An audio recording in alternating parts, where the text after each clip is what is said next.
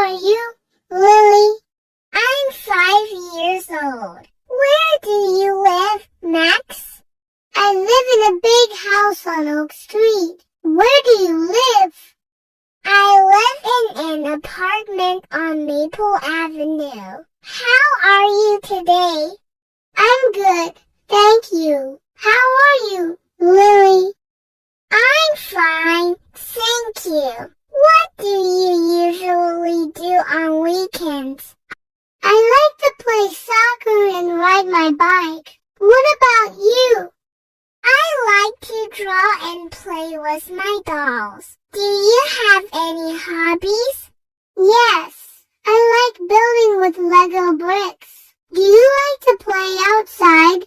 Yes, I do. Maybe we can play together sometime. That would be fun. Let's ask our parents. Okay, see you later, Max. See you, Lily.